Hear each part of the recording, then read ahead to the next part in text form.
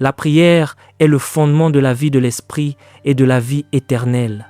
Les Écritures et la communion fraternelle seront totalement inutiles si vous ne priez pas, car c'est dans la prière que vous engagez réellement l'esprit qui transmet ces réalités à votre propre esprit. Si vous n'entretenez pas une relation vitale avec Dieu, tout ce qu'il dépose en vous deviendra obsolète et vous ne saurez même pas comment le faire fonctionner. Chaque machine nécessite un manuel pour vous enseigner son fonctionnement. C'est pourquoi beaucoup de personnes sont malades ou démunies alors que tout ce dont elles ont besoin pour mener une vie glorieuse réside déjà en elles. Faute d'engager leur relation avec Dieu, elles ignorent comment accéder à ses richesses. C'est pourquoi, pour chaque vérité spirituelle que j'enseigne, je commence personnellement par le chemin de la prière. La prière est une arme pour les derniers jours. Un croyant qui ne prie pas est une victime, ne vous y trompez pas. Si vous n'avez pas encore été attaqué, c'est probablement parce que votre nom n'est pas encore apparu sur le calendrier des démons. La Bible déclare que le diable rôde comme un lion rugissant, cherchant qui il dévorera. Il procède par étapes.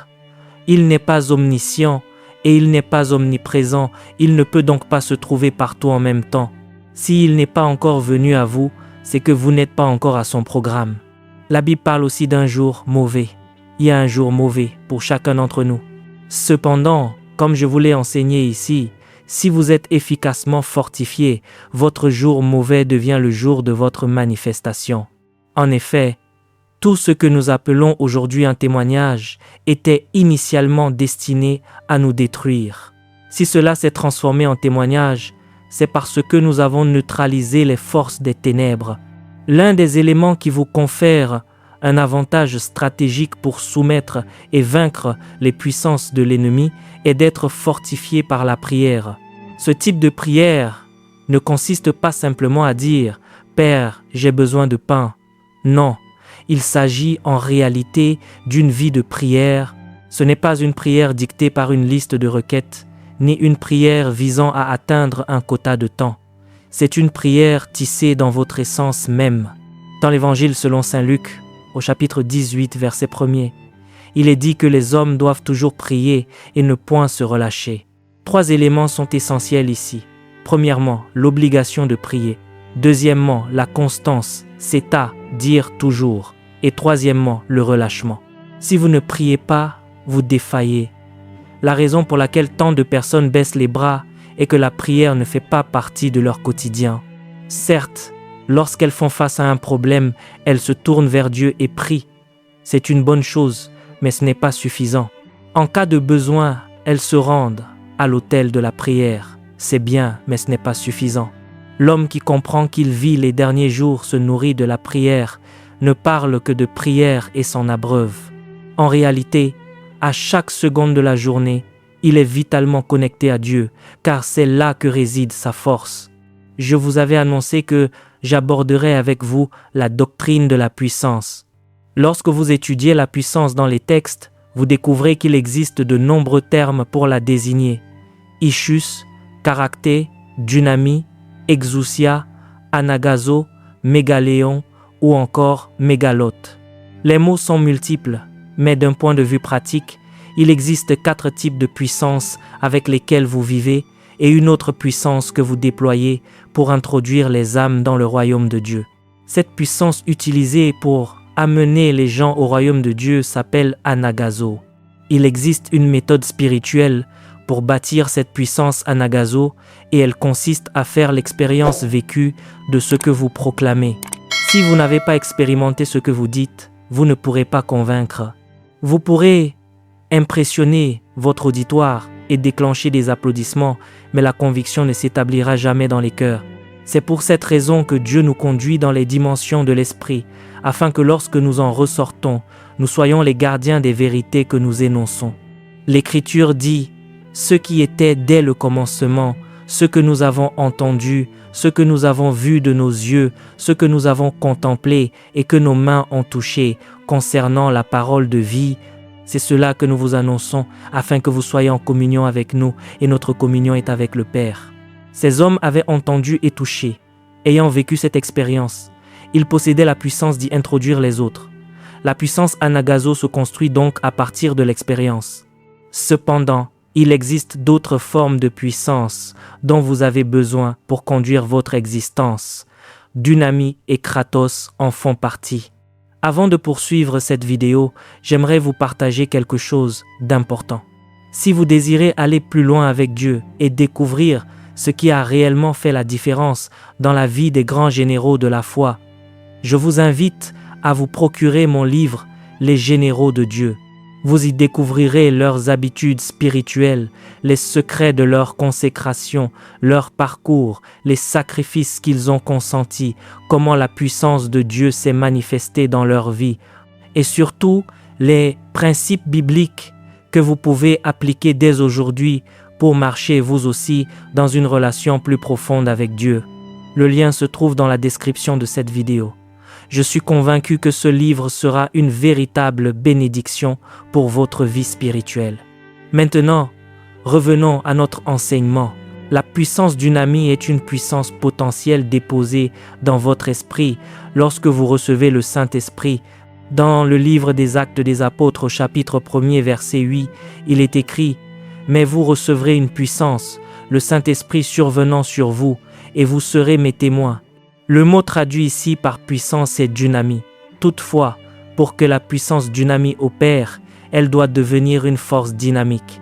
La lumière que vous voyez ici ne se produit pas de manière isolée. Elle est le résultat de l'action du générateur. La puissance résidait dans le générateur, mais il a fallu le mettre en marche pour que la lumière jaillisse. De la même manière, quiconque porte Dieu, on lui porte cette puissance intérieure, mais il faut l'engagement de la prière pour l'activer. C'est pourquoi il est écrit que Dieu peut faire, par la puissance qui agit en nous, infiniment au-delà de tout ce que nous demandons ou pensons. Lorsqu'un homme commence à bâtir une vie de prière, il passe de la dimension de Dunamis à celle de Kratos. Cet homme devient capable de générer et d'exercer la puissance en tout temps et en toutes circonstances. Voyez comment fonctionne la puissance Dunamis. Si je dois animer une réunion, par exemple, et que je prie pendant 10 heures, j'ai percé par la prière parce que j'ai persévéré. Si je rencontre la surdité, je peux lui ordonner de s'ouvrir et elle s'ouvrira. Si je parle, les gens tomberont sous l'onction. Qu'ai-je fait? J'ai activé temporairement la puissance Dunamis. Il existe ainsi une prière fervente qui permet de percer et de mobiliser cette puissance. Cependant, si vous voulez que la puissance Dunamis devienne une manifestation naturelle et constante dans votre vie, vous devez prier avec régularité. Prier avec régularité est bien différent du fait de prier ponctuellement pour obtenir une percée.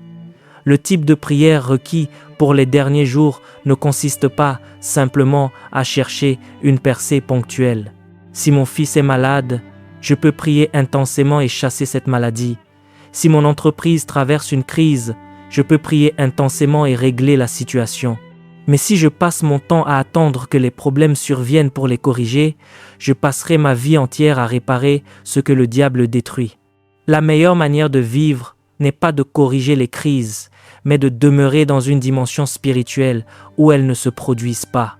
L'homme qui prie ponctuellement résout le problème après coup, mais l'homme qui mène une vie de prière constante empêche le problème de se manifester. Je ne perds pas mon temps à réparer les situations, car les choses ne tournent pas mal dans mon environnement. C'est précisément le rôle d'une vie de prière dans les derniers jours, et c'est en cela que la prière devient une arme. Une personne sur le point d'être attaquée par des démons va prier intensément pour y faire face. Une autre, menacée par la maladie, fera de même. Mais il existe une autre catégorie de croyants face auxquels les démons se disent « N'approchons pas de cet endroit, car si nous y allons, nous courons à notre perte en raison de la présence que ce croyant transporte. » Même lorsqu'il dort, la puissance agit. N'avez-vous pas lu le récit concernant Jésus et la femme atteinte d'une perte de sang? Jésus n'était pas conscient de son approche, mais il était un homme de prière. Lorsque cette femme l'a touché, une force est sortie de lui. C'est à ce moment-là que Jésus s'est rendu compte qu'une vertu l'avait quitté et il s'est retourné en demandant « Qui m'a touché ?»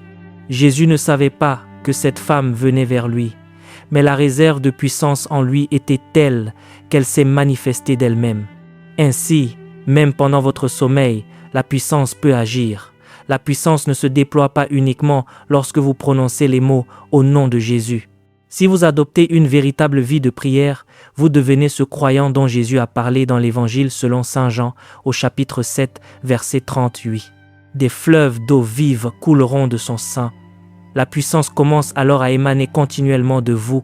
L'homme qui veut posséder un avantage stratégique dans les derniers jours doit se consacrer à la prière et prier sans cesse. C'est l'unique moyen de traverser victorieusement les derniers jours. Cette réalité s'étend encore plus loin, car cette puissance est également une force de synergie. Cela signifie que lorsque vous commencez à prier, vous vous connectez aux réalités célestes. Bien que vous n'en soyez pas conscient, les armées célestes agissent en votre faveur. N'avez-vous pas lu l'histoire de Daniel? Après qu'il eut jeûné et prié pendant 21 jours, la Bible rapporte que l'ange Gabriel lui est apparu et lui a dit « Je suis venu d'un vol rapide pour t'instruire et t'ouvrir l'intelligence. » La prière que Daniel adressait à Dieu, bien qu'il n'en connût pas les coulisses, activait une intervention dans les lieux célestes. Le livre de l'Apocalypse, au chapitre 5, verset 8, déclare que les prières des saints montent vers le ciel comme un parfum et qu'elles sont conservées dans des coupes d'or. Ainsi, lorsqu'un homme prie, il se constitue un compte spirituel dans les cieux. C'est pourquoi les calamités ne peuvent l'atteindre. Cet homme peut être en chemin vers son université et Dieu lui souffle d'investir de telle manière. D'autres ont consulté des experts qui ont analysé la conjoncture pour eux, mais pour cet homme, le ciel règle les situations en sa faveur, car les prières des saints sont comme des parfums conservés dans des coupes d'or. Si vous désirez posséder un avantage dans les derniers jours, la prière ne doit pas être une activité à laquelle vous vous livrez uniquement lorsqu'on vous y invite. Elle doit être votre respiration et votre mode de vie. Vous remarquerez que les attaques les plus violentes contre le croyant dans les derniers jours visent soit sa pureté, soit son intimité avec Dieu. Le diable sait pertinemment que si vous bâtissez une intimité par la prière, vous devenez inébranlable. Lorsque l'Église vous encourage à prier, c'est une opportunité pour vous. N'attendez pas d'être motivé pour prier. Si l'occasion de prier se présente, saisissez-la, embrassez-la et protégez-la comme un trésor, car de nombreux combats font rage autour de votre destinée sans que vous en ayez conscience. N'avez-vous pas lu le psaume 91 dès le premier verset? C'est un cantique qui déclare « Celui qui demeure sous l'abri du Très-Haut repose à l'ombre du Tout-Puissant. Je dis à l'Éternel, mon refuge et ma forteresse, mon Dieu en qui je me confie. » Le texte ajoute qu'il est votre bouclier et votre cuirasse, puis il nous révèle d'autres réalités à partir du verset 7. Que 1000 tombent à ton côté et 10 000 à ta droite, tu ne seras pas atteint. De tes yeux seulement tu regarderas et tu verras la rétribution des méchants. Pourquoi en est-il ainsi? L'Écriture répond, car tu as fait du Très-Haut ton habitation. Lorsque vous priez, vous demeurez à l'ombre du Tout-Puissant. Et parce que vous avez fait ce choix, aucun malheur ne vous arrivera. Dans le livre de l'Apocalypse au chapitre 6, verset 6, il est annoncé qu'il y aura une famine, mais il est dit également, ne fais point de mal à l'huile et au vin. L'homme qui persévère dans la prière ne fait qu'activer ce vin et cette huile. L'huile représente l'onction surabondante. Et parce que cet homme s'est abandonné à la prière, un décret royal est proclamé dans les cieux. Ne touchez pas à celui-ci. C'est pourquoi Dieu déclare, ne touchez pas à mes oints et ne faites pas de mal à mes prophètes. L'un des moyens par lesquels vous vous préserverez dans les derniers jours est la force de la prière. La prière est une arme. Elle ne sert pas uniquement à demander des biens matériels à Dieu. Elle constitue un système d'assurance dans l'esprit. Lorsqu'un homme commence à mener une vie de prière, il devient semblable à un fil électrique dénudé. Quiconque le touche le fait à ses risques et périls. Même lorsqu'il n'en est pas conscient, des forces spirituelles opèrent en sa faveur, des forces que le mal lui-même ne saurait comprendre. Il y a tant de personnes qui tentent de nuire et qui voient des conséquences s'abattre sur elles sans savoir que vous en êtes la cause, avant de revenir à vous pour se confesser. J'ai entendu un témoignage partagé à la mission de la foi vivante. Une voisine avait pris les chaussures d'une chrétienne pour les emporter chez un féticheur afin d'y jeter un sort. Le pacte stipulait que le jour où cette femme porterait à nouveau ses chaussures, sa vie s'arrêterait. Le lendemain matin, cette dame s'est réveillée sans avoir la moindre idée de ce qui s'était tramé et elle a mis ses chaussures. Il existe un niveau spirituel où Dieu vous prévient et vous dit de ne pas toucher à un objet, mais il y a un autre niveau de maturité où Dieu vous dit simplement de le porter. Lorsque vous le portez et que rien ne se produit, vous entrez dans la dimension des prodiges. Les sorciers vous observent alors en se disant qu'à l'heure précise fixée par le sabbat démoniaque, vous devriez vous effondrer ou défaillir. Pourtant, à cette heure précise, vous êtes en train de célébrer Dieu par des louanges et des actions de grâce.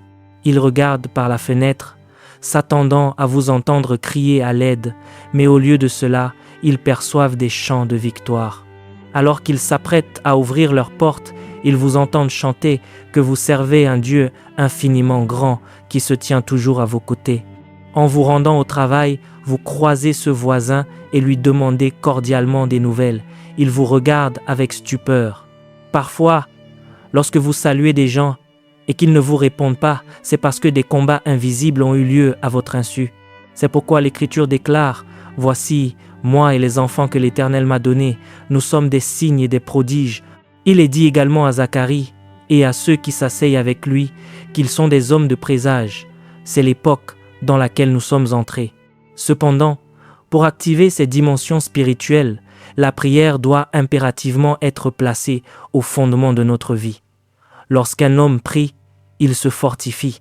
Lorsqu'un homme prie, il mobilise un soutien synergique provenant des dimensions qui surpassent le temps.